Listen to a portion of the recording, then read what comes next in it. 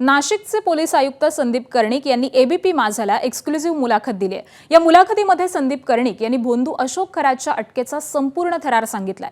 तब्बल 2 तास चाललेलं अटकेचं ऑपरेशन अत्यंत गोपनीय पद्धतीने राबवण्यात आलं। तक्रारदार पीडित महिलेची फिर्याद नोंदवून घेत रात्रीच्या वेळी खरातला अटक करण्यात आली आहे। परिसरामध्ये चोर शिरल्याचा बनाव करत पोलिसांनी खरातच्या घरामध्ये एंट्री केली आणि त्याच्या मुसक्या आवळल्या।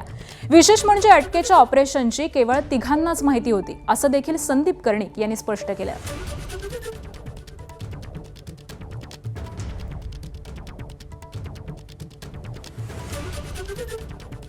आमच्याकडे जी केस होती, आमची जी कंप्लेनंट होती, तर त्या कंप्लेनंटचा जो काही आम्ही फिर्याद घेतली आणि पुढची कारवाई केली, तर त्याच्यामध्ये कुठल्याही पॉलिटिकल व्यक्तीचा कुठे सहभाग किंवा प्रेशर किंवा अशा प्रकारचं कुठे आम्हाला आलेलं नव्हतं। आणि आम्ही ती कारवाई केली, आम्ही आरोपीला अटक केली आणि त्याच्यानंतर मग हे सगळ्या गोष्टी आम्हालाही समजत गेल्या की काही शिर्डीला अशा काही गोष्टी पुढे आलेल्या आहेत किंवा इतर ठिकाणी आलेल्या आहेत। तर आमच्या जो काही तपास होता त्याच्यामध्ये आम्हाला ही गोष्ट आली नाही, कारण कदाचित आमच्या केसमध्ये ते झालं नाही। पण इतरत्र काय झालेलं आहे, कुठे काही इलिगल काही झालेलं आहे किंवा क्राईम झालेलं आहे, तर मला वाटतं ते सर्व गुन्हे जे आहेत ते विशेष तपास पथकाकडे वर्ग करण्यात आले आणि they will go very deep into it. ABP Majha, उघडा डोळे बघा नीट।